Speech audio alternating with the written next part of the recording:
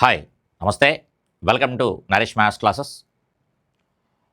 ఒక పురుషుడు, ఒక స్త్రీ, ఒక బాలుడు వాటాల నిష్పత్తి 5:4:3 అయ్యేటట్లుగా ముగ్గురు పురుషులు, నలుగురు స్త్రీలు మరియు 5 బాలులకు 1702 రూపాయలు విభజించారు. అప్పుడు ఒక స్త్రీ యొక్క వాటా ఎంత?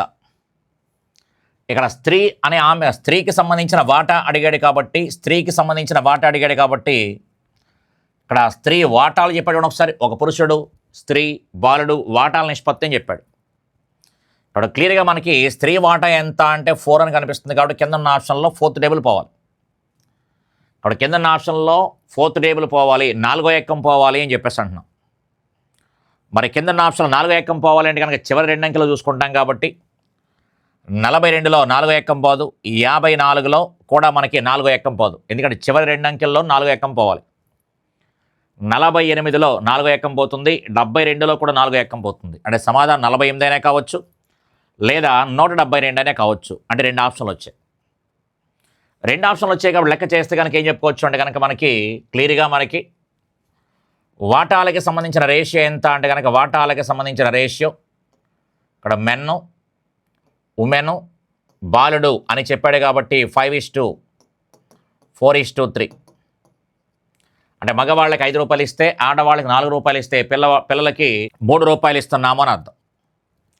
ఇప్పుడు ఎంతమంది ఉన్నారు అంటే కనుక మనకి జనానికి సంబంధించి మాట్లాడుతూ ఏం చెప్పాడంటే కనుక మగవాళ్ళు 3 ఉన్నారు అని చెప్పాడు.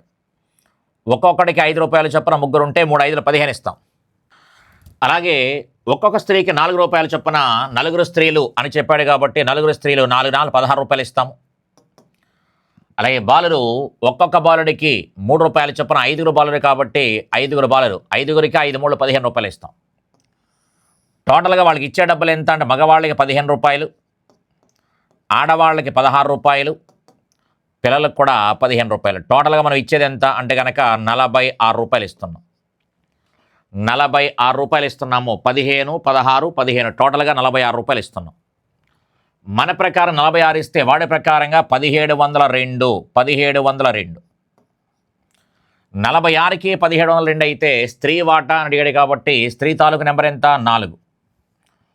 ఒక స్త్రీ వాటా కాబట్టి 4 రూపాయలు కాబట్టి 4కి ఎంత అని అంతే, అంతకు మించి ఏం కాదు. క్లియర్గా మనకి 46లోను 4లోను మనకి 2వ ఎక్కం పోతుంది కాబట్టి 2 23 2 2 కాబట్టి 23 ప్రధాన సంఖ్య కాబట్టి తప్పనిసరిగా 1702లో ఎన్నిసార్లు పోతుందో చూడాల్సిందే ఇంకా. ఎందుకంటే మనకి 23 ప్రధాన సంఖ్య. 23 ప్రధాన సంఖ్య కాబట్టి చివరి ఖచ్చితంగా మనకి ఎంత ఉండాలి అంటే కనుక చూడండి ఒకసారి. ఇక్కడ 3 ఉంది, ఇక్కడ 4 ఉంది. అంటే ఎండింగ్ మనం గుణించవలసిన నెంబర్ 4 అని చెప్పచ్చు. 4 3 12 కాబట్టి 1ల స్థానం 4 వేసిన తర్వాత 10ల స్థానానికి సంబంధించి మాట్లాడుకుంటే కనుక 10ల స్థానానికి సంబంధించి మాట్లాడుకుంటే ఇక్కడ క్లియర్గా మనకి 7 కానీ 8 కానీ రాస్తాం. ఎందుకంటే 7 రెళ్ళు 14 లేదా 8 రెళ్ళు 16 దగ్గరగా వస్తుంది. అందుకని ముందుగా చిన్నగా రాసుకుంటే కనుక 23 74 గుణించండి ఒకసారి. 23 74 గుణించినట్టయితే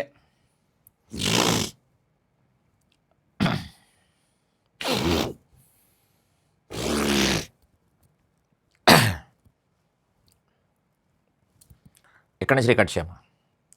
23 74 గుణించినట్టయితే 23 74 గుణించినట్టయితే క్లియర్గా 4 23 ఎంత అంటే 92.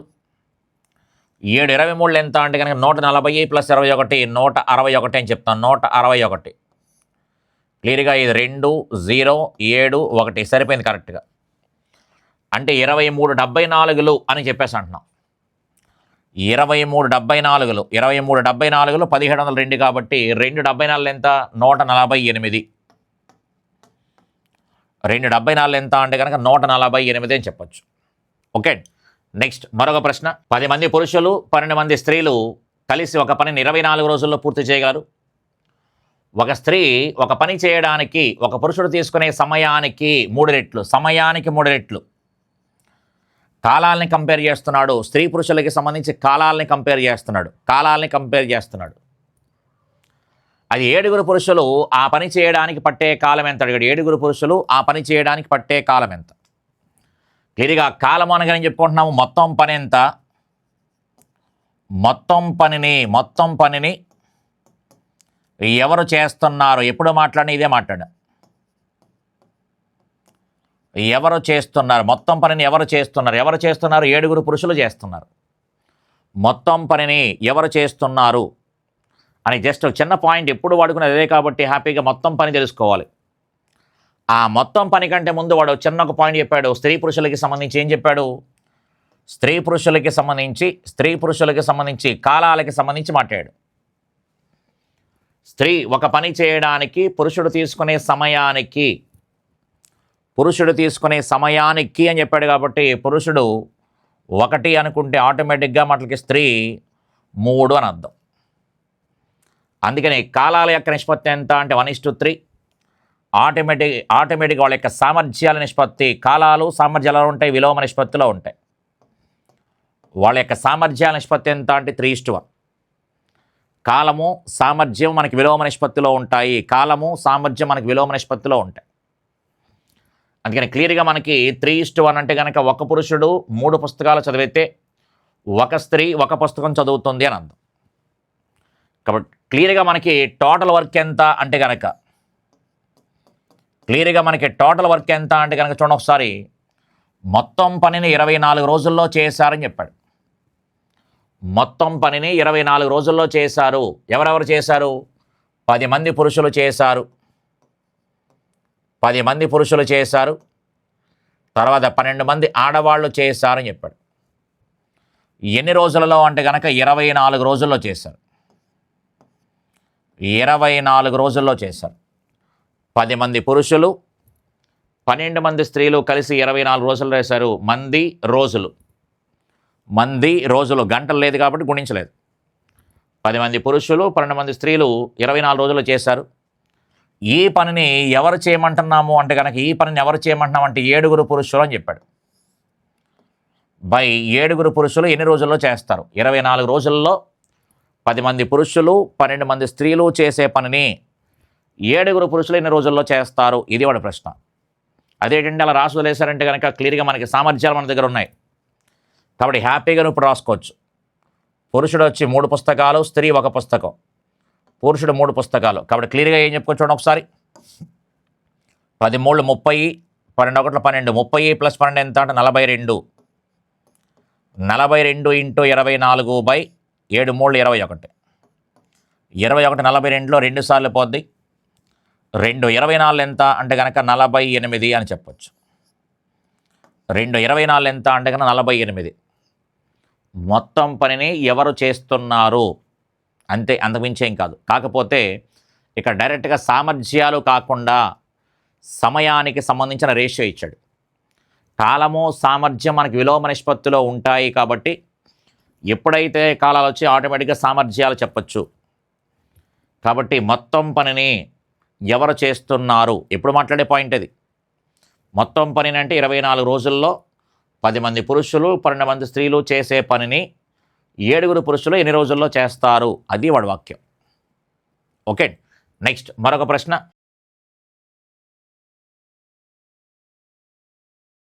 వ్యక్తి 5 కిలోమీటర్ల వేగంతో వెళ్ళడం వల్ల 7 నిమిషాలు ఆలస్యం అయ్యాడు, రైలు మిస్ అయ్యాడు. తర్వాత రోజు 6 కిలోమీటర్ల వేగంతో వెళ్ళడం వల్ల అతను రైలు వచ్చే సమయం కన్నా 5 నిమిషాల ముందే రైల్వే స్టేషన్ చేరుకున్న అతని ఇంటి నుండి రైల్వే స్టేషన్కి గల దూరం ఎంత? జాగ్రత్తగా అబ్జర్వ్ చేయండి ఒకసారి. క్లియర్గా లేట్ అయ్యాడు, ఎర్లీగా వెళ్ళాడు, ఒకదానికంటే మొదటి వాడి కంటే రెండో వాడు ఎక్కువ కాలం పట్టింది, తక్కువ కాలం పట్టింది, ఇలాంటి పదాలు కనిపిస్తూ ఉంటాయి. క్లియర్గా దూరము అనగానే కాలము ఇంటూ వేగం అని చెప్పుకున్నాం. అయితే కాలం అనగానే కవర్ చేసిన కాలం అని చెప్పాము. వేగం అనగానే వేగాల లబ్ధము బై వేగాల యొక్క భేదం అని చెప్పచ్చు. ఇప్పుడు కవర్ చేసిన కాలం ఎంత అంటే కనుక అక్కడ 7 నిమిషాలు ఆలస్యం అయ్యాడు, ఇక్కడ 5 నిమిషాల ముందే వెళ్ళిపోయాడు. అంటే టోటల్గా వాడు 12 నిమిషాలు కవర్ చేశాడు. 7 నిమిషాలు ఆలస్యం అయ్యాడు, 5 నిమిషాల ముందే వెళ్ళాడని చెప్పాడు కాబట్టి క్లియర్గా మనకి 12 నిమిషాలు కవర్ చేశాడు. అందుకని 12/60. వేగాల లబ్ధం అనగానే ఒక చోట 5 కిలోమీటర్లు ఇచ్చాడు, ఇంకొక చోట 6 కిలోమీటర్లు ఇచ్చాడు. అందుకని క్లియర్గా మనకి 5 × 6 బై వేగాల భేదం అనగానే 1. క్లియర్గా 1260లో 5 సార్లు పోద్ది, 5 5 క్యాన్సిల్. ఇప్పుడు సమాధానం ఎంత అంటే కనుక 6 కిలోమీటర్లు అని చెప్పచ్చు. సమాధానం ఎంత అంటే కనుక 6 కిలోమీటర్లు.